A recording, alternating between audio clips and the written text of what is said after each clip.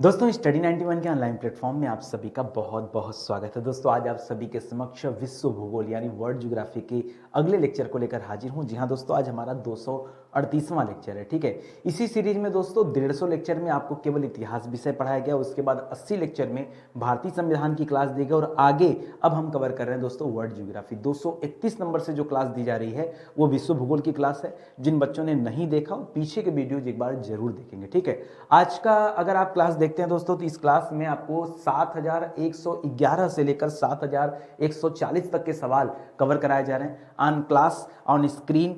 इस सीरीज में दोस्तों आपको 7000 सवाल पढ़ा दिए गए। अपने आप में बहुत बड़ी बात होती है इतने सवालों पर चर्चा परिचर्चा। और जो आज का हमारा टॉपिक है दोस्तों ये है पृथ्वी की गति। जी हाँ दोस्तों, पृथ्वी की गतियां, कितने प्रकार की गतियां होती तो बच्चे जानते हैं, कुछ जानते होंगे, हो सकता है कुछ न जानते हो। एक होती है घूर्णन गति और दूसरी होती है दोस्तों परिक्रमण गति। ठीक है, तो उसी के बारे में दोस्तों पढ़ने वाले हैं और उससे संबंधित तमाम ऐसे सवाल हैं जो परीक्षा में बार बार पूछे जाते हैं, तो उन पर भी हम चर्चाएं करेंगे। यहाँ पर कुछ सवाल लिखे भी हैं, इसी तरह के सवाल दोस्तों अंदर अपनी क्लास में हम देखने वाले हैं। याद रखेंगे स्टडी 91 के प्लेटफॉर्म से अलग अलग विषय के लिए फाउंडेशन कोर्स लॉन्च किया गया है। आप एक एक विषय की तैयारी करके उसे और ज्यादा मजबूत कर पाएंगे अगर आप इन बैच को ज्वाइन करते हैं। तो चलिए सीधे आते हैं आज अपनी क्लास पर और पढ़ना आरंभ करते हैं। ठीक है, ध्यान से पढ़िएगा और जवाब दीजिएगा। कुछ कठिन नहीं है, सब कुछ आसानी है, बस आपको ध्यान से पढ़ना है और सोचना है। ठीक है, चलिए आगे बढ़ते हैं दोस्तों। तो आज जो हमारा लेक्चर है दोस्तों ये 238 नंबर का लेक्चर है और 7111 से लेकर 7140 तक के सवाल हम कवर कर रहे हैं। ठीक है, पहला सवाल, पृथ्वी कितने प्रकार की गतियां करती। देखिए हमारी क्लास में क्या है ना कि जिन बच्चों को नहीं आता कोई बात नहीं, हम एकदम जीरो से इस चैप्टर को स्टार्ट करते हैं। एक तरह से आप चैप्टर ही पढ़ रहे हैं। ठीक है, तो जो पृथ्वी है दोस्तों, ठीक है, जिस पृथ्वी पर निवास करते हैं ये पृथ्वी दोस्तों दो तरह की गतियां करती है। कितनी तरह की दोस्तों? दो गतियां करती है। कितनी गतियां करती है दोस्तों? दो गतियां करती हैं। और वो दो गतियां कौन कौन सी है दोस्तों? तो एक गति है दोस्तों जब पृथ्वी क्या करती है, थोड़ी सी अपने झुकी हुई है, ठीक है, अपने अक्ष पर। तो पृथ्वी क्या है दोस्तों? झुकाव है पृथ्वी का। ठीक है, अपने अक्ष पर क्या दोस्तों? झुकाव है। कितना झुकाव है दोस्तों? तो 23.5 डिग्री पृथ्वी जो है ये झुकी हुई है। और झुक करके पृथ्वी क्या करती है दोस्तों? घूर्णन करती है। और घूर्णन कैसे करती है दोस्तों? पश्चिम से पूर्व करती है। ठीक है, पश्चिम से पूर्व की तरफ घूर्णन करती है, ऐसे घूर्णन करती है। ठीक है, तो जब ये घूर्णन करती है, ठीक है, यानी ये पहली गति क्या हो गई दोस्तों? पृथ्वी की पहली गति क्या हो गई? घूर्णन गति। ठीक है, घूर्णन गति, जिसका हम नाम देते हैं दोस्तों परिभ्रमण गति। ठीक है, चाहे आप इसे घूर्णन गति कहिए चाहे आप इसे परिभ्रमण गति कहिए। इसी के साथ साथ पृथ्वी की जो दूसरी गति है वह दोस्तों परिक्रमण गति। परिक्रमण गति के माध्यम से पृथ्वी क्या करती है? अपनी धुरी पे घूमने के साथ साथ सूर्य के चारों तरफ घूमती है और पूरे 365 दिन में क्या करती है? सूर्य का एक चक्कर लगाती है। ठीक है, तो इस तरह से दोस्तों पृथ्वी की दो गतियां हैं, एक परिभ्रमण गति, एक परिक्रमण गति। परिक्रमण मतलब क्या होता है? किसी चीज की परिक्रमा करना, उसे कहते हैं परिक्रमण। परिभ्रमण मतलब क्या होता है? अपनी धुरी पर घूमना। जैसे मैं यहां खड़ा हूं और इस तरह से मैं मूव किया और वापस मैं उसी स्थिति में आ गया, तो ये मैंने मेरा एक चक्कर पूरा किया और इसी को कहते हैं परिभ्रमण गति। क्या कहते हैं?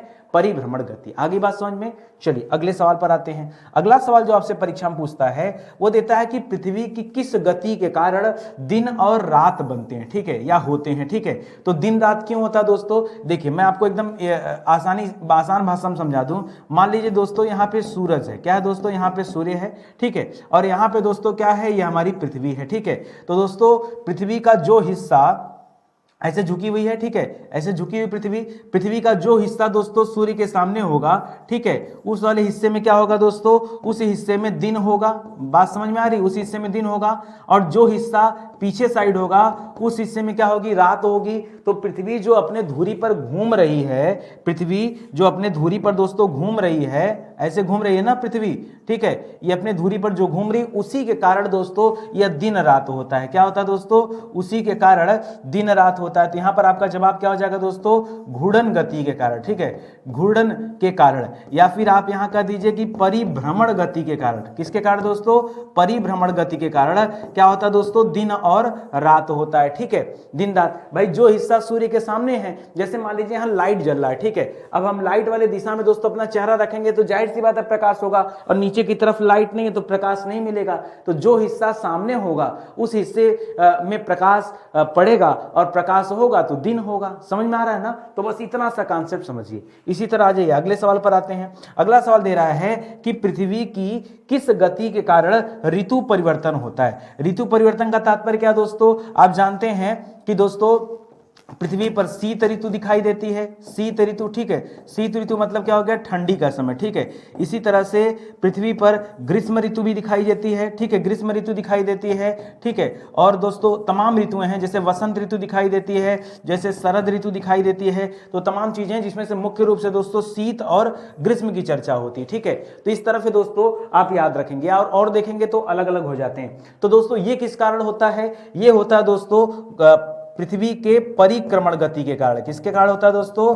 परिक्रमण गति के कारण कौन सा क्या होता है दोस्तों? तो पृथ्वी पर ऋतुएं जो है दोस्तों परिवर्तित होती है, ठीक है। और याद रखेगा दोस्तों एक चीज और मैं यहां बताना चाहूंगा, पृथ्वी की जो घूर्णन गति होती है उसे दैनिक गति कहते हैं। चलिए आगे लिख देता हूं, अभी आगे बहुत सारे सवाल मिलेंगे, ठीक है, वहां एक्सप्लेन कर दूंगा और ज्यादा। पृथ्वी अपनी धुरी पर कितने समय में एक चक्कर लगाती है, ठीक है। क्या करा दोस्तों? धुरी पर, ठीक है। तो पृथ्वी अपने धुरी यानी अक्ष पर जो घूमती है दोस्तों, अक्ष पर घूमना, पृथ्वी का अक्ष पर घूमना क्या कहलाता दोस्तों? पृथ्वी का अक्ष पर घूमना कहलाता दोस्तों परिभ्रमण गति। क्या कहलाता दोस्तों? परिभ्रमण गति कहलाता है। या फिर हम इसी को क्या कहते हैं? हम इसी को कहते हैं घूर्णन गति, या फिर इसी को क्या कहते हैं? कहते हैं दैनिक गति। क्या कहते हैं दोस्तों? दैनिक गति। क्यों कहते हैं? क्योंकि ऐसा रोज होता है, ठीक है, और इसी गति के कारण दिन और रात होते हैं, ठीक है। तो याद रखेगा दैनिक गति, और ये कितने समय में होता है दोस्तों? तो याद रखेगा ये होता है 23 घंटा 56 मिनट में। कितना होता है? एकदम जैसे हम लोग पढ़ने को भले पढ़ते हो कि भाई पृथ्वी 24 घंटे में अपना एक चक्कर पूरा करती है, लेकिन ऐसा नहीं होता है, 4 मिनट कम समय लेती है, ठीक है। तो जो एग्जैक्ट आंकड़ा जरा वो नोट करिएगा दोस्तों, वो एग्जैक्ट आंकड़ा दोस्तों 23 घंटा प्लस लगा दे, क्या है यहां पर प्लस लगा दे, ज्यादा सही है, 23 घंटा 56 मिनट, ठीक है। और सर क्या सेकंड में भी याद कर लिया जाए? क्या सेकंड में भी याद किया जाए क्या? बिल्कुल, 23 घंटा 56 मिनट 40.91 सेकेंड, ठीक है, 40.91 सेकेंड। ये आप याद रखेंगे दोस्तों। ये क्या है? इतने समय में पृथ्वी अपने धुरी पर एक चक्कर दोस्तों घूम लेती है। तो भले आप 24 घंटा याद रखो, लेकिन आप जब स्टडी 91 पर हैं तो आपको कुछ नई चीजें पढ़नी होंगी, ठीक है। लास्ट में दोस्तों स्टडी 91 से याद रखेगा 91 सेकंड है 40.91 सेकंड, ठीक है। तो यहां तक का आंकड़ा आप दोस्तों याद रखें, मेरे हिसाब से तो ज्यादा बेहतर रहेगा। चलिए आगे बढ़ते हैं, अगला सवाल करते हैं। अगला सवाल दे रहा है दोस्तों कि विषुवत रेखा पर घूर्णन गति कितनी होती है। विषुवत रेखा मतलब क्या हो गया दोस्तों? जैसे जो ग्लोब होता है दोस्तों, ग्लोब के ठीक बीचों बीच से जो रेखा गुजरी है उसे हम कहते हैं भूमध्य रेखा। क्या कहते हैं? भूमध्य रेखा, या फिर इसी रेखा का नाम क्या है दोस्तों? विषुवत रेखा, ठीक है। और ये जो रेखा दोस्तों इसे 0 डिग्री लाइन भी कहते हैं। 0 डिग्री रेखा दोस्तों इसी को कहा जाता है, ठीक है, जो पृथ्वी के बीचों बीच से गुजरी हुई। इसी के ऊपरी हिस्से को उत्तरी गोलार्ध कहते हैं, और इस रेखा के दक्षिणी हिस्से को क्या कहते हैं? दक्षिणी गोलार्ध कहते हैं। आपसे करा दोस्तों विषुवत रेखा पर घूर्णन गति कितनी होती है। मैं बताना चाहूंगा दोस्तों, ये जो पूरी पृथ्वी है ना, ये दोस्तों विषुवत रेखा पर बहुत तेज मूव करती है, ठीक है। याद रखेंगे विषुवत रेखा पर बहुत तेजी से घूमती है, और यहां पर इसकी गति जो होती है सर्वाधिक होती है 1667 किलोमीटर प्रति घंटा। कितनी होती है? 1667 किलोमीटर प्रति घंटा। ये दोस्तों किस पर है? ये विषुवत रेखा पर स्पीड है। और याद रखेगा ये स्पीड सर्वाधिक है, ठीक है, ये सर्वाधिक है। आपसे अगर किसी अन्य रेखा का पूछे कि कर्क रेखा पर या फिर 66 डिग्री वाली लाइन पर कहां पृथ्वी तेज घूमती, तो विषुवत रेखा पर दोस्तों इसकी स्पीड क्या होती है? सबसे ज्यादा होती है। इसी तरह से दोस्तों एक स्पेशल बात याद रखेगा, अगर हम बात करें ध्रुवों पर, ठीक है, ध्रुवों पर पृथ्वी की गति क्या हो जाती है दोस्तों? शून्य हो जाती है। क्या हो जाती है? शून्य होती है, ठीक है, शून्य होती है। वहां पता ही नहीं चलता कि पृथ्वी गति कर रही है। क्यों? क्योंकि दोस्तों जो उत्तरी ध्रुव दक्षिणी ध्रुव हैं वो दोस्तों अक्ष हैं, उसी धुरी पर दोस्तों मूवमेंट हो रहा है, तो वहां पता नहीं चलता, ठीक है। बाकी के जो स्थान वहां पता चलता। सर्वाधिक गति कहां होती दोस्तों? तो याद रखेगा ये विषुवत रेखा पर होती है। सर्वाधिक गति कहां होती है? याद रखेगा भूमध्य रेखा पर, ठीक है, भूमध्य भूमध्य रेखा पर दोस्तों क्या होती है, पृथ्वी की गति क्या होती है, सर्वाधिक होती है 1667 किलोमीटर प्रति घंटा। ये आप याद रखेंगे, ठीक है। चलिए आगे बढ़ते हैं, अगला सवाल देखिए। लिख रहा है कि पृथ्वी के अंदर पृथ्वी के अपने अक्ष पर घूमते हुए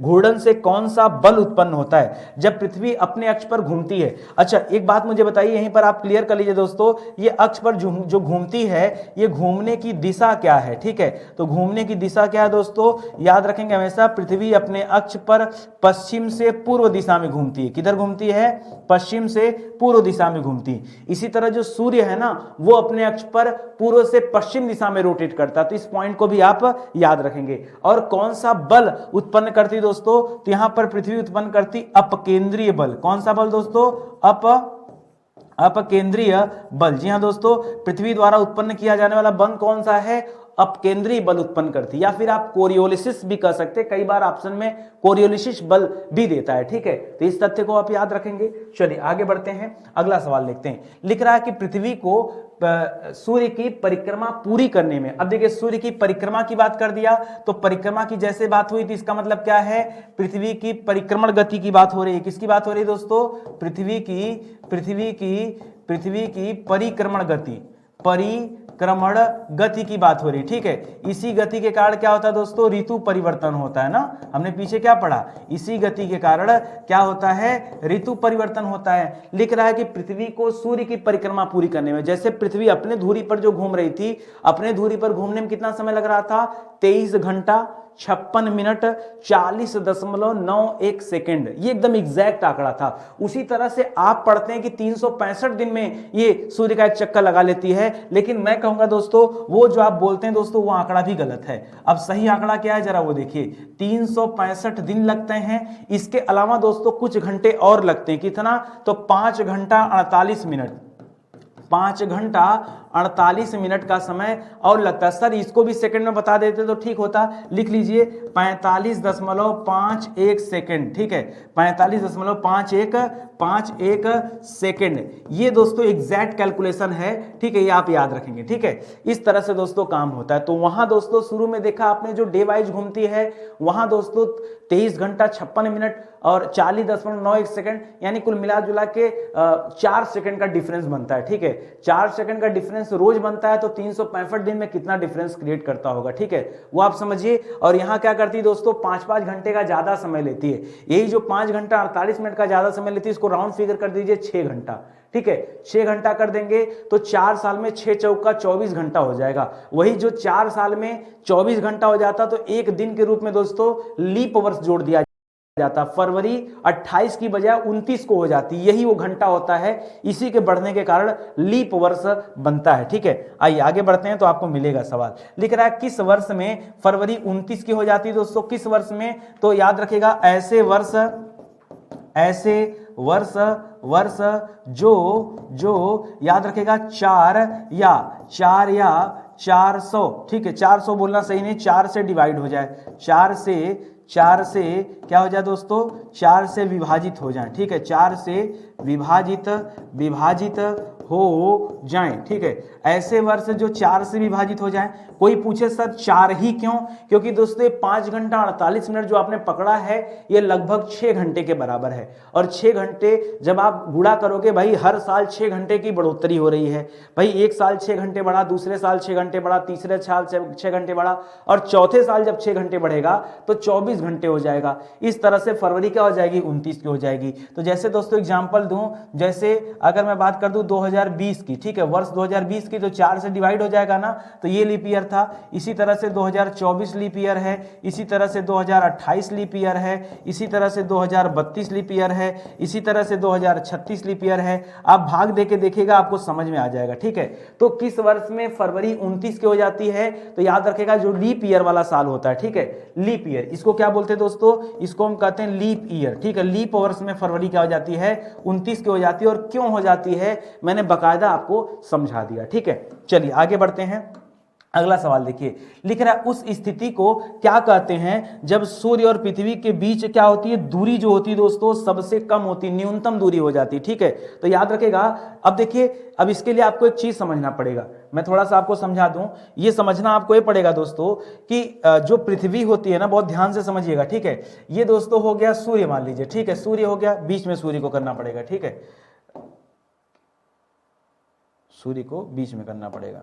देखिए, ये हो गया दोस्तों सूर्य। ठीक है, ये सूर्य हो गया। अब सूर्य के चारों तरफ दोस्तों पृथ्वी घूमती है, आप सभी जानते हैं सूर्य के चारों तरफ घूमती है ना। लेकिन ये जो घूमती है दोस्तों, ये कैसे घूमती है, तो याद रखेगा दोस्तों, इसकी दिशा कुछ इस तरीके से होती है। ठीक है, ऐसे होती है। ठीक है, तो आप देखेंगे दोस्तों, यहां से यहां की दूरी दोस्तों, ये क्या है, न्यूनतम दूरी है। ठीक है, ये क्या है दोस्तों, न्यूनतम दूरी नजर आ रही होगी। और यहां से यहां की जो दूरी दोस्तों, ये आपको अधिकतम दूरी नजर आ रही होगी। ठीक है, तो सवाल यही बन जाता दोस्तों, जो न्यूनतम दूरी होता है ना, इसे क्या कहते हैं, इसे कहते हैं उपसौर। क्या कहते हैं दोस्तों, इसे कहते हैं उपसौर। और जो अधिकतम दूरी होती है, इसे कहते हैं अपसौर। क्या कहते हैं दोस्तों, तो यहां पर ये चीज आप याद रखेंगे कि जब कभी पृथ्वी क्या होती है, सूर्य से एकदम नजदीक होती है, उस केस में क्या कहते हैं दोस्तों, उस केस में आपका जवाब होता है कि इसे कहते हैं उपसौर। क्या कहते हैं दोस्तों, उपसौर कहते हैं। ठीक है, उपसौर। ठीक है, ये आप याद रखेंगे कब, जब सूर्य और पृथ्वी के बीच की दूरी क्या हो जाती है दोस्तों, न्यूनतम हो जाती, कम हो जाती है।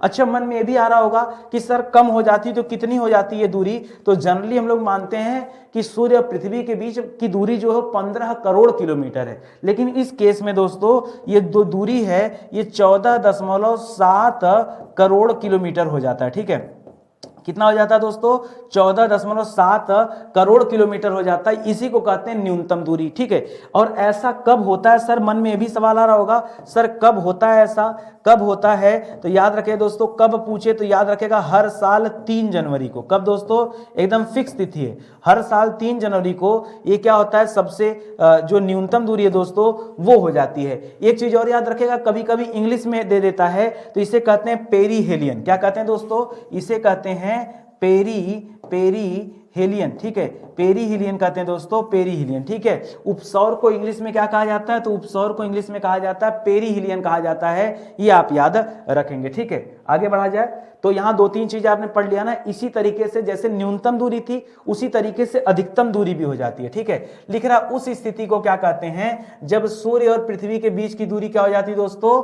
अधिकतम हो जाती है। ठीक है, तो अधिकतम वाले को नाम देते हैं दोस्तों अपसौर। क्या नाम देते हैं, वहां उपसौर था, यहां अपसौर हो जाता है। ठीक है, जैसे पीछे आपने क्या पढ़ा, पेरीहेलियन पढ़ा ना, उसी तरह से अपसौर को कहते हैं अपेहेलियन। क्या कहते हैं दोस्तों, अपेहेलियन कहा जाता है, अपहीलियन कहा जाता है, अपहीलियन कहा जाता है। ठीक है, अपहीलियन कहा जाता है। जैसे आपने दोस्तों पढ़ा था पीछे कि ये घटना कब घटित होती है, कब ना, कब, तो वहां पढ़ा था दोस्तों 3 जनवरी पढ़ा था, 3 जनवरी को सबसे नजदीक होती है। और कब सबसे दूर होती है दोस्तों, तो 4 जुलाई को। कब, 4 जुलाई को ये क्या होती है, सर्वाधिक दूर होती है। पृथ्वी जो होती है वो सूर्य से सर्वाधिक दूर होती है दोस्तों। कब, तो याद रखेगा 4 जुलाई को। एक सवाल दोस्तों आपका यहां और बन रहा है, जैसे नजदीक हुआ तो 14 करोड़ 70 लाख किलोमीटर दोस्तों ये दूरी था, जिसे हम 14.7 करोड़ किलोमीटर कहते हैं, वो तो न्यूनतम था। और जब अधिकतम होता है दोस्तों तब ये कितना हो जाता है, तब ये दूरी बढ़कर हो जाती है 15.21 करोड़ किलोमीटर। ठीक है, याद रखेंगे, यानी 15 करोड़ 21 लाख किलोमीटर। अगर पृथ्वी और सूर्य के बीच में देखेंगे तो लगभग 51 लाख किलोमीटर का डिफरेंस आ जाता है। न्यूनतम और अधिकतम में 51 लाख किलोमीटर का डिफरेंस है भाई, तो मानना पड़ेगा ना। चलिए आगे बढ़ते हैं, अगला सवाल देखते हैं। अगला सवाल लिख रहा है कि उपसौरिक, उपसौरिक और अपसौरिक। तो एक बार फिर से मैं आपको एक्सप्लेन करता हूं कि उपसौरिक क्या था। तो उपसौरिक दोस्तों न्यूनतम दूरी। ठीक है, उपसौरिक का तात्पर्य क्या है, न्यूनतम दूरी ना। और अपसौरिक का तात्पर्य क्या है, अधिकतम दूरी, यही तो था, अधिकतम दूरी। ठीक है, अधिकतम दूरी किसकी, सूर्य और पृथ्वी के बीच की। कर उपसौरिक और अपसौरिक को मिलाने वाली काल्पनिक रेखा को क्या कहते हैं, ये जो काल्पनिक रेखा दोस्तों इसे कहते हैं एपसाइड। क्या कहते हैं दोस्तों, एपसाइड कहते हैं, कहीं कहीं पे दोस्तों एपीसाइड भी कहा जाता है। क्या कहा जाता है, एपीसाइड कहा जाता है। वह काल्पनिक रेखा जो न्यूनतम और अधिकतम दूरी को जोड़ती है। और यह रेखा याद रखेंगे सूर्य के केंद्र से गुजरती है, सूर्य के केंद्र से गुजरती है यह रेखा, ठीक है, काल्पनिक रेखा है, ठीक है। तो इसी को क्या कहते हैं, एप साइड कहते हैं या फिर एपी साइड कहते हैं, ठीक है, ये आप याद रखेंगे। चलिए आगे बढ़ते हैं। अगला सवाल दे रहा है कि सूर्य के प्रकाश को पृथ्वी तक पहुंचने में कितना समय लगता है। तो दोस्तों इसका कई उत्तर है, कहीं कहीं पे जवाब मिलता है दोस्तों 8 मिनट, ठीक है, 8 मिनट जवाब मिलता है, ठीक है। तो 8 मिनट का मतलब क्या है, लगभग 8 मिनट, ठीक है, एक सेकेंड। 8 मिनट का मतलब है दोस्तों ये हमेशा लगभग में आंकड़ा होता है, कितना होता है दोस्तों, लगभग 8 मिनट कहा जाता है। आप एग्जैक्ट आंकड़े की बात करेंगे तो आएगा दोस्तों 499 सेकेंड, क्या आएगा दोस्तों, 499 सेकेंड। या कहीं कहीं पे दोस्तों क्या कर लेता है 8 6 48, अगर 8 मिनट कहेंगे तो 480 सेकेंड हो गया। तो कहीं कहीं पे लिखा होता है 8 मिनट प्लस यानी 8 6 48 480 और 19 सेकेंड, ये अलग से दे देता है, ठीक है। तो कुल मिला जुला के दोस्तों आप ध्यान दीजिएगा, इसके 3 जवाब मिलेंगे, ये और ये सब सही है, कोई दिक्कत नहीं है। आपको ध्यान देना कि आपके परीक्षा में ऑप्शन क्या बन रहा है, तो वो आपको समझना पड़ेगा। चलिए आगे बढ़ते हैं दोस्तों। करा सूर्य के उत्तरायण और दक्षिणायन होने की सीमा को क्या कहते हैं। भाई ये उत्तरायण और दक्षिणायन क्या है, तो देखिए मैं आपको समझा दूं, जो पृथ्वी दोस्तों ये अपने अक्ष पर झुकी हुई है, पहली बात आप जानते हैं। अब यहाँ दोस्तों पृथ्वी के बीचों बीच से जो रेखा गई दोस्तों इसे 0 डिग्री रेखा कहते हैं।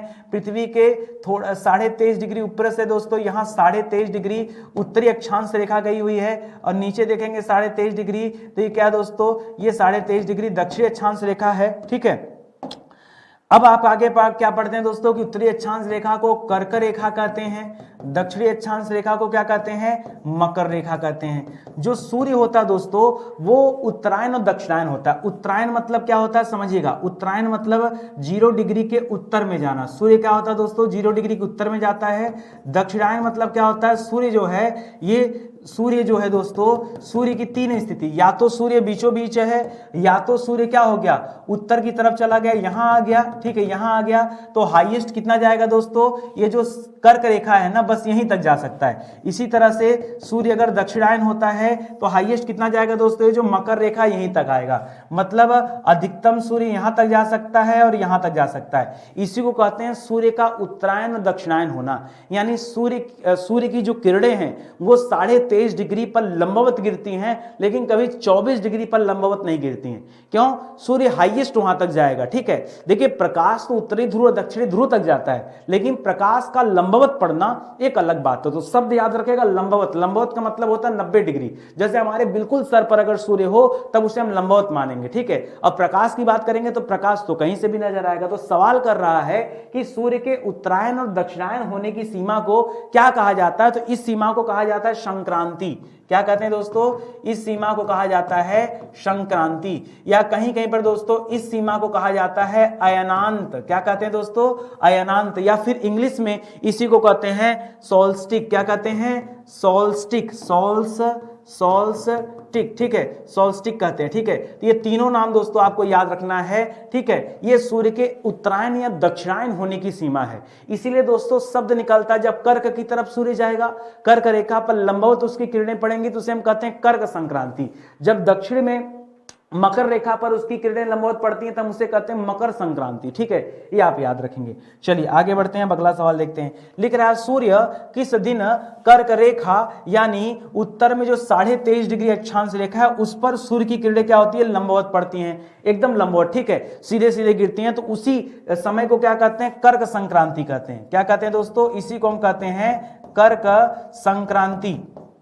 और ये घटना कब घटित होती है दोस्तों, तो हर साल याद रखेगा 21 जून को। क्या होता है दोस्तों, हर साल 21 जून को सूर्य की जो किरण होती है वह कर्क रेखा पर लंबवत पड़ती है, सीधा, ठीक है, सीधा पड़ती है, ये आप याद रखेंगे, ठीक है। तो एक सैंपल मैं बना ले रहा हूं। जैसे मान लीजिए यहाँ सूर्य है और इसकी और यहाँ देखिए 23.5 डिग्री लाइन गुजरी है, ठीक है।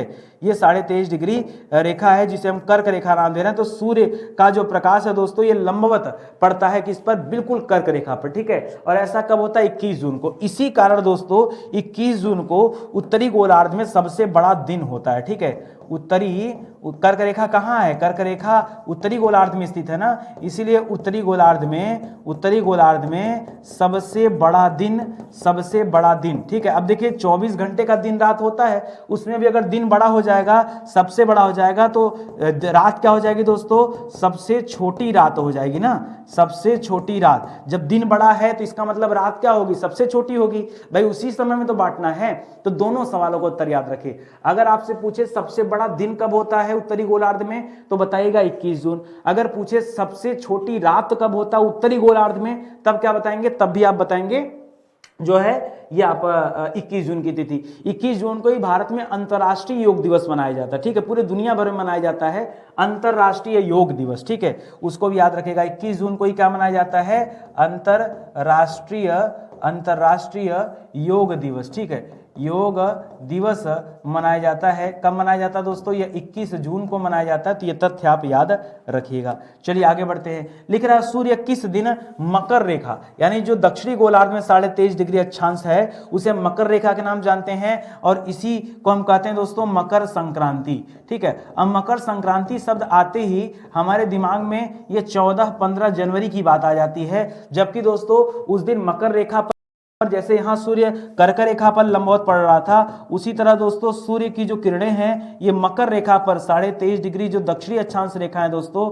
साउथ वाली मकर रेखा, अब उस पे दोस्तों सूर्य की किरणें लंबवत पड़ती हैं। लेकिन ये पड़ती कब है, तो ये पड़ती दिसंबर में, 22 दिसंबर को दोस्तों मनाया जाता है, ठीक है।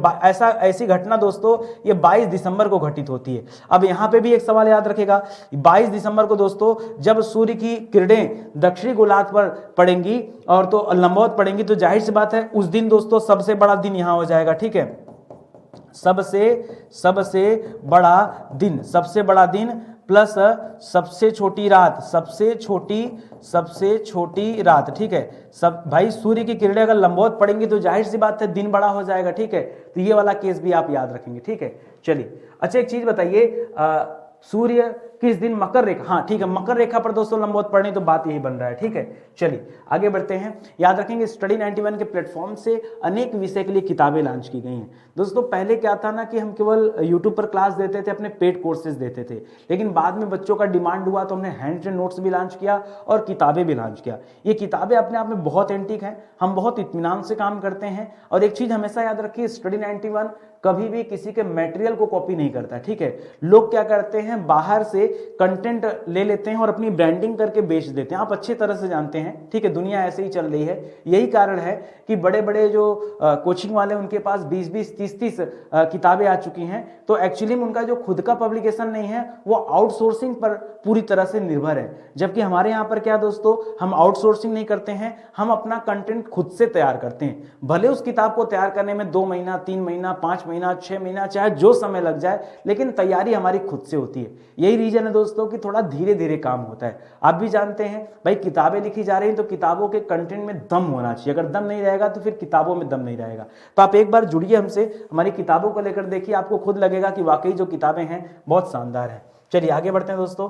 कह रहा सूर्य किस दिन विषुवत रेखा यानी 0 डिग्री जो अक्षांश रेखा दोस्तों, उस पर किस दिन लंबवत होता है। अब देखिए जो सूर्य था ये 0 डिग्री से 23.5 डिग्री ऊपर गया था, ठीक है, कर्क रेखा की तरफ, और 23.5 डिग्री दोस्तों नीचे गया था मकर की तरफ, ठीक है, मकर की तरफ। तो दोस्तों जब कर्क और मकर की तरफ आएगा जाएगा तो बीच में इसको 0 डिग्री पास करना ही पड़ेगा। तो इसीलिए दोस्तों विषुवत रेखा पर भी सूर्य की किरणें लंबवत पड़ती हैं, और जब ऐसा होता है दोस्तों तो उसी केस को क्या कहते हैं, उसी को हम नाम देते हैं विषुव का, ठीक है।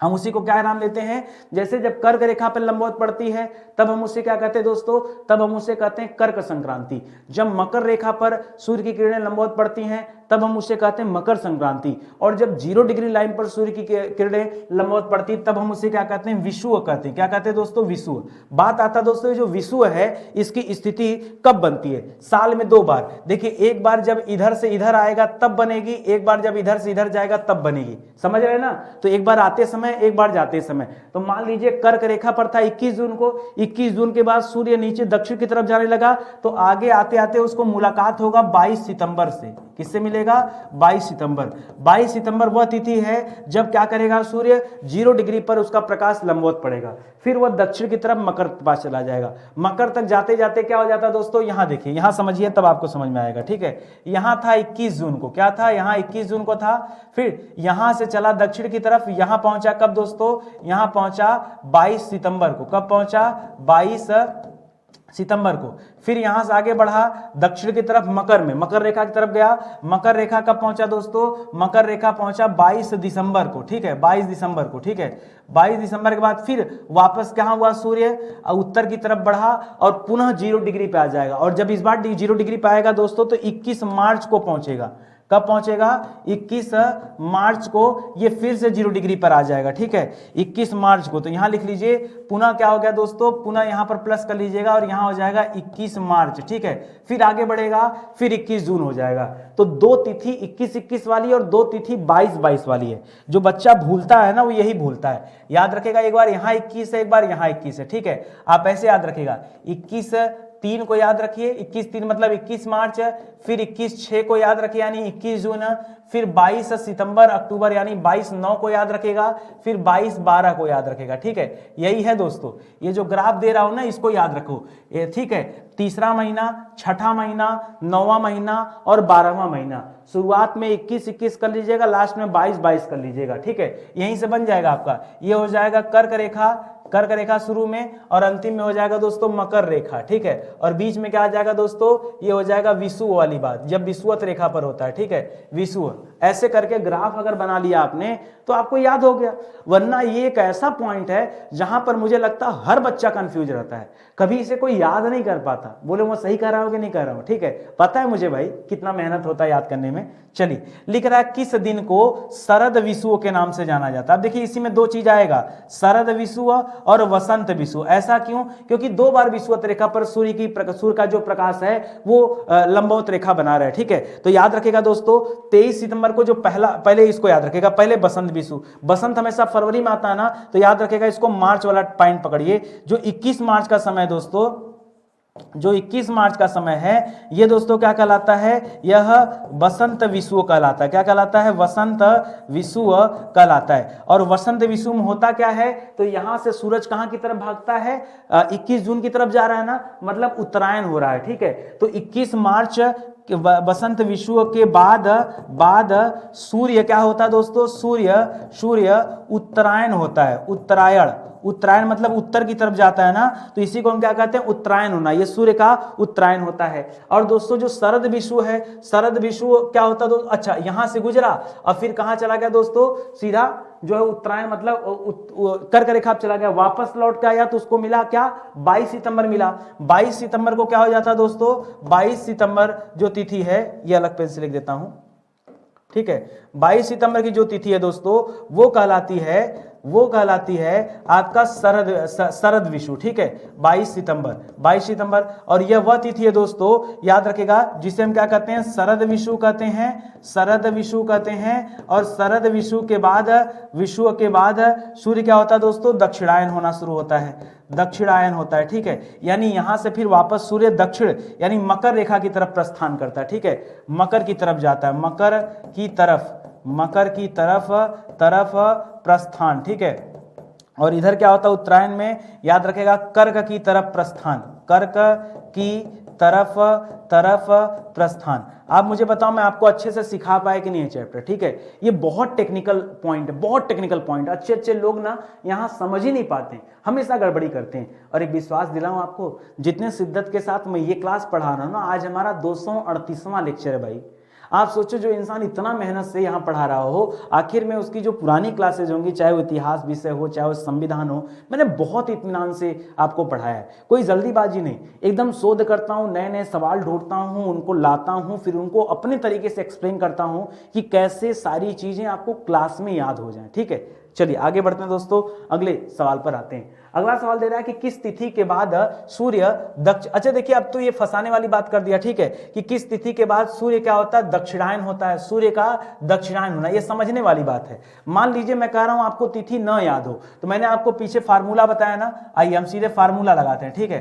फार्मूला क्या मैंने दिखाया, फार्मूला दिखाया कि पहले महीनों का नाम लिख लो, तीसरा महीना, फिर क्या लिख लो 6ठा महीना, फिर क्या लिख लो 9वां महीना, फिर क्या लिख लो 12वां महीना, ठीक है, महीना का नाम हो गया, ठीक है। और इसी के साथ आपने क्या लिख लिया दोस्तों, याद रखेगा शुरुआत में 21 लिख लिया, शुरुआत में 21 लिख लिया, ठीक है, 21 लिख लिया, फिर क्या लिख लिया दोस्तों, फिर 22 लिख लिया, फिर 22 लिख लिया, ठीक है, ये कर लिया, ठीक है। और हम जानते हैं अच्छे तरीके से कि ये जो समय है दोस्तों ये कर्क रेखा का समय, ठीक है, 21 सॉरी कर्क रेखा करें यहाँ पे, एक चीज पीछे कुछ गड़बड़ लिखा है, इसका मतलब मैंने यहाँ पे ऊपर यहाँ गड़बड़ हो गया, इसको जरा सही करिएगा, इसको सही करिएगा, इसको, ये तो सही है, इसको सही करिएगा, ठीक है। ये देखिए, इसको एक बार बता दूं, ये था दोस्तों मकर रेखा, और ये 21 जून वाला है ना, ये 21 जून वाला दोस्तों कर्क रेखा है, ठीक है, इसको सुधार करिए। और बचा दोस्तों शुरुआत वाला, तो विषुव यहाँ पर होगा, विषुव यहाँ पर होगा, और एक विषुव दोस्तों यहाँ पर होगा, ठीक है। अच्छा एक बात बताऊं, मुझे पता रहता है कि कब क्या सेंटेंस में यूज कर रहा हूं, और जो चीजें रहती हैं वो क्लियर हो ही जानी है, तो घबराइए मत, ठीक है। तो ये वाला जो पॉइंट हो गया दोस्तों, पहला पॉइंट क्या दोस्तों, ये विषुव है, ठीक है। और ये किस प्रकार का विषुव है, इसे हम वसंत विषुव कहते हैं, क्या कहते हैं, इसे हम वसंत विषुव कहते हैं। फिर ये क्या हो गया दोस्तों, ये वह समय है जब सूर्य की किरणें मकर रेखा पर लंबवत होती हैं। फिर दोस्तों यहाँ क्या आ गया, यहाँ आ गया शरद विषुव आ गया, क्या आ गया, शरद विषुव आ गया। और यहाँ पे क्या आ गया दोस्तों, फिर सूर्य की रेखा मकर रेखा पर पड़ती है, तो कह रहा किस तिथि के बाद सूर्य क्या होता है, दक्षिणायन होता है। तो जब यहां से चलेगा तभी तो दक्षिणायन जाएगा, यानी 22 सितंबर, 22 सितंबर वह तिथि है, 22 सितंबर वह तिथि है जब सूर्य क्या होता है, दक्षिणायन होना शुरू हो जाता है, ठीक है। तो याद रखें, अच्छा किस तिथि के बाद लिखा है ना, किस तिथि से नहीं, किस तिथि के बाद, ठीक है। तो 22 सितंबर के बाद, याद रखेगा 22 सितंबर के बाद। अगर आपको से यही बताना हो, से, तो क्या कहेंगे दोस्तों, 23 सितंबर से, 23 सितंबर से, ठीक है, 23 सितंबर से होने लगता है 22 सितंबर के बाद। तो एक ही बात है, चाहे आपके बाद कहिए चाहे आप से कहिए, ये दोनों एक ही बात है, ठीक है। इसी तरह से दोस्तों अगला सवाल दे रहा है कि सूर्य जो है ये उत्तरायण कब से होता है, तो उत्तरायण कब से होता है दोस्तों, जब 21 मार्च से आगे बढ़ता है ना, यानी क्या कह देंगे दोस्तों, जब 21 मार्च के बाद सूर्य क्या होता है दोस्तों, सूर्य उत्तरायण होना शुरू होता है। उत्तरायण मतलब उत्तर की तरफ जाना, ठीक है, या तो के बाद कह सकता है या कह सकता है कि 22 मार्च से, ठीक है, एक ही बात है, 22 मार्च से कहिए चाहे 21 मार्च के बाद, अरे सोमवार के बाद यानी मंगलवार, यही तो, या कहिए मंगलवार से, तो एक ही बात हुई कि नहीं। तो इसी तरह से इसको समझिएगा। चलिए आगे बढ़ते हैं, अगला सवाल देखते हैं। अगला सवाल दे रहा है कि 21 मार्च से 23 सितंबर के बीच, ठीक है, कहां से दे रहा है, 21 मार्च से लेकर 23 सितंबर के बीच दोस्तों, कह रहा है ये वाले पॉइंट से ये वाले पॉइंट तक, ठीक है, यहां से लेकर बातें यहां तक दे रहा है, ठीक है। अभी ज्यादा उसमें हो जाएगा, कर दूंगा, तो पहले पढ़ लीजिए, 21 मार्च से 23 सितंबर के बीच की अवधि किस गोलार्ध में सूर्य का प्रकाश 12 घंटे से अधिक समय तक रहता है। देखो ये जो यहां पर है, आपने पढ़ा कर्क रेखा से गुजरेगा, तो कर्क रेखा कहां पर, उत्तर में है, तो जाहिर सी बात है मामला किससे संबंधित है, ये उत्तरी गोलार्ध से संबंधित है। तो यह वह समय दोस्तों जब सूर्य की किरणें उत्तरी गोलार्ध में प्रकाश देती हैं, उत्तरी गोलार्ध में, ठीक है, उत्तरी गोलार्ध में। एक चीज और यहां पे याद रखेगा दोस्तों, उत्तरी गोलार्ध के साथ साथ, ठीक है, याद रखेगा उत्तरी ध्रुव पर 6 महीना दिन होता है, उत्तरी ध्रुव पर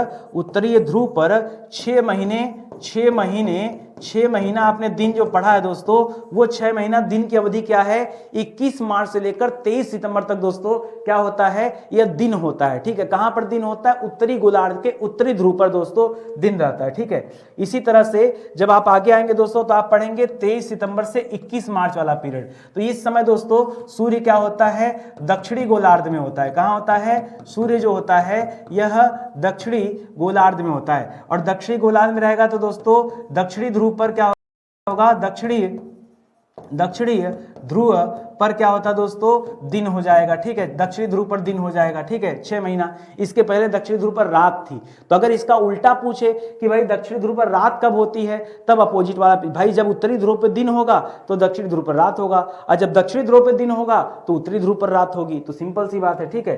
चलिए, और ऐसा क्यों होता है? क्योंकि पृथ्वी अपने अक्ष पे ना 23.5 डिग्री झुकी है। अगर झुकी नहीं होती तो जैसे हमारे यहाँ रोज दिन रोज रात होता है, ध्रुवों पर भी प्रतिदिन दिन और प्रतिदिन रात होता। ठीक है, लिख रहा है मध्य रात्रि सूर्य की स्थिति उत्तर व दक्षिण में किन अक्षांशों पर बनती है? देखिए, उत्तर और दक्षिण में किन अक्षांशों पर रात में सूर्य दिखाई देता? आप कभी पढ़े होंगे, हो सकता ना पढ़े हो तो जान लीजिए। नॉर्वे देश का नाम सुने हैं? नॉर्वे में दोस्तों मध्य रात्रि में याद रखेगा 5 सूर्य दिखाई देते हैं। कितने सूर्य दिखाई देते हैं? 5 सूर्य। आप कहेंगे सूर्य तो एक ही है, फिर ये देश में दोस्तों कैसे 5 सूर्य नजर आ गया?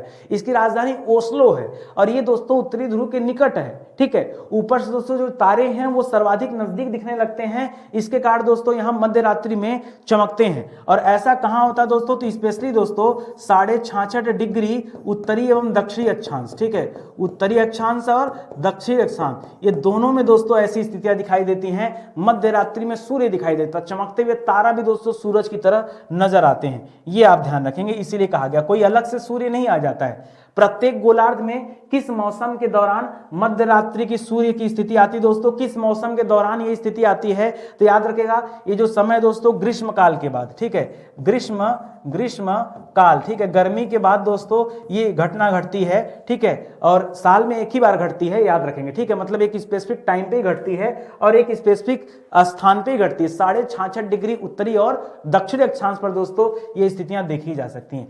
करा उत्तरी ध्रुव पर किस अवधि में 6 महीने तक क्या होता है दोस्तों? सूरज चमकता है। सूरज के चमकने का मतलब क्या है दोस्तों? 6 महीना जो दिन रहता है। तो सीधे सीधे याद रखेगा, अगर उत्तरी ध्रुव पर 6 महीने दिन की बात करें तो दिन कब रहता है दोस्तों? अभी पीछे आपने पढ़ा था कि 21 मार्च से कहां तक दोस्तों? 22 या 23 सितंबर। ठीक है, 22-23 सितंबर तक दोस्तों जो समय है ये क्या है दोस्तों? ये दिन का समय है। ठीक है, ये दिन का समय है और यही समय दोस्तों जब दक्षिणी गोलार्ध में क्या होता है? रात हो जाती है। ठीक है, तो इसको आप याद रखेंगे। ठीक है, इसको याद रखेगा। उसी तरह से दक्षिणी ध्रुव पर दोस्तों दिन का समय क्या रहता है? तो दक्षिणी ध्रुव पे दोस्तों वही 23 सितंबर से उठाइए और कहां आ जाइए? 21 मार्च तक आ जाइए। ठीक है, तो ये जो समय दोस्तों ये दिन का समय है। कहां पे दिन होगा? ये दक्षिणी गोलार्ध में दिन हो जाएगा। ठीक है, तो उत्तरी गोलार्ध में रात हो जाएगी। ठीक है, इस तरह से पढ़िए इसको। चलिए आगे बढ़ते हैं। अगला सवाल देखिए, लिख रहा है कि किसी खगोलीय पिंड के प्रकाश मार्ग से होकर किसी अन्य खगोलीय पिंड के गुजरने पर कौन सी घटना घटित होती है? कर हम मान लीजिए कोई खगोलीय पिंड, खगोलीय मतलब आकाश में बहुत सारे खगोलीय पिंड है, उसके पिंड के प्रकाश मार्ग से होकर किसी अन्य खगोलीय पिंड जब गुजरता है दोस्तों तो जाहिर सी बात है क्या लग जाएगा? ग्रहण। अब मैं आपको एग्जांपल देता हूं दोस्तों, समझिएगा।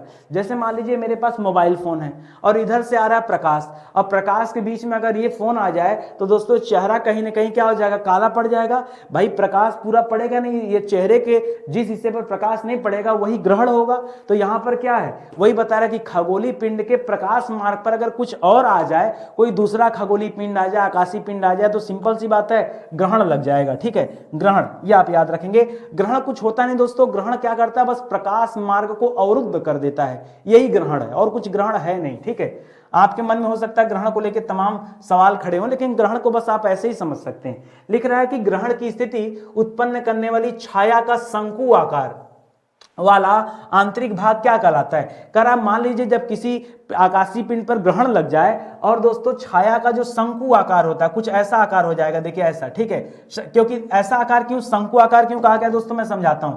मान लीजिए दोस्तों यहां पर सूर्य था। ठीक है, अब सूर्य की पुंज तो यहीं से निकल रही है और ऐसे प्रकाश पड़ता तो दोस्तों अब मान लीजिए यहां पर कुछ आ गया, रास्ते में कुछ आ गया, ऐसे समझिए। ठीक है, ऐसे भी गलत हो गया। अब देखिए सूर्य था और यहां पृथ्वी थी। ठीक है, और ये बीच में दोस्तों कोई पिंड आ गया। अब सूर्य का प्रकाश ऐसे आ रहा था और ये इससे टकरा गया। ठीक है, बाकी का प्रकाश तो हो सकता है कि जा रहा हो पृथ्वी तक, हो सकता है ना, जा रहा हो पृथ्वी तक, लेकिन इस पिंड की आने की वजह से दोस्तों बाकी बीच का प्रकाश नहीं जा पा रहा है। तो दोस्तों इस पिंड की वजह से जो शंकु के आकार का दोस्तों आकृति बन रहा है एक, ठीक है, यानी इस वाले क्षेत्र विशेष में क्या होगा दोस्तों? इस वाले क्षेत्र विशेष में क्या पड़ेगा? अब यहां पर प्रकाश नहीं आएगा, तो इसे क्या नाम दिया जाता है? इसी को कहा जाता है प्रच्छाया। ठीक है, इसी को क्या कहा जाता है? प्रच्छाया। ठीक है, प्रच्छाया किस शब्द से बना है? प्रच्छाया बना है प्रतिधन छाया, प्रतिधन छाया। तो ये जो बीच में जो पिंड आया है ना, ये उसकी छाया बन रही है। ये क्या बन रहा है, उसकी छाया बन रही, उसी को हम ग्रहण कहते हैं। ठीक है, इसीलिए इसे क्या कहा गया, प्रच्छाया कहा गया। ठीक है, इसको याद रखिएगा। अगला सवाल आइए, अगला सवाल दे रहा दोस्तों कि ग्रहण की स्थिति उत्पन्न करने वाली छाया का बाहरी एवं हल्की छाया बनती है। देखिए, जो आंतरिक होता है उसे प्रच्छाया कहते हैं, जो बाहरी छाया होती है जहां हल्का छाया बनता है दोस्तों उसको उपज छाया कहते हैं। ठीक है, क्या कहते हैं, उपज छाया कहते हैं। ठीक है, उपज छाया। ठीक है, तो इसको याद रखेंगे। इसी तरह से अगला सवाल दे रहा दोस्तों, पढ़िएगा कि क्या ग्रहण किसी भी खगोलीय पिंड का हो सकता है या फिर खाली सूरज, पृथ्वी, चंद्रमा यही ग्रहण से संबंधित है। भाई बीच में कुछ भी आ सकता है ना। ठीक है, प्रकाश के रास्ते में कुछ भी आ सकता है। मैं कहूं मान लीजिए कहीं से प्रकाश आ रहा है और ये रास्ते में आ गया, तो दोस्तों ये भी ग्रहण का काम करेगा। यानी किसी भी खगोलीय पिंड पर ग्रहण लग सकता है क्या, तो बिल्कुल हाँ लग सकता है। ये दोस्तों किसी भी खगोलीय पिंड पर ग्रहण लग सकता है, ये तथ्य आप याद रखिएगा। ठीक है, तो आज का सेशन दोस्तों ये समाप्त होता है। उम्मीद करता हूं आपको अच्छा लगा होगा, समझ आया होगा। ऐसे विषय जो पूरी तरह से पढ़ा दिए गए हैं ये उन्हीं के दोस्तों हैंड एंड नोट्स हैं, आप इन्हें भी हमारे वेबसाइट एप्लीकेशन से ले सकते हैं। निवेदन बस एक ही रहेगा, इतने शिद्दत के साथ पढ़ा रहे हैं तो पूरी क्लास आप देखिए, प्लेलिस्ट में जाइए, इतिहास पढ़ना हो तो वो पढ़ सकते हैं। कंप्लीट हिस्ट्री दोस्तों 150 लेक्चर में मैंने पढ़ाया। ठीक है, एक भी ऐसा मुद्दा नहीं जहां पे चर्चा ना हुआ, बहुत आराम से हम चर्चा करते हैं, कोई जल्दीबाजी नहीं है। आज 7000 सवाल कवर किया गया, कभी ऐसा भी समय आएगा जब ये सवाल 10,000 हो जाएंगे। जब मैंने शुरुआत किया था तभी मैं बच्चों से बोल रखा था कि आप पढ़ना शुरू कर दीजिए, वरना जब ये सीरीज बहुत आगे बढ़ जाएगी तो आपको भय लगेगा, आप सोचेंगे अरे 200-250 लेक्चर कौन पढ़ेगा। पढ़ना तो आप ही को पड़ेगा। ठीक है, और अच्छा समय आपके लिए, आप एक बार इस सीरीज से जुड़ जाइए, बहुत अच्छा लगेगा, आपका रिवीजन बहुत अच्छा हो जाएगा। ठीक है, तो सेशन ही समाप्त होता है, मिलते हैं अगले लेक्चर में, तब तक के लिए बहुत बहुत धन्यवाद आप सभी का। जय हिंद, जय Bharat, thank you so much.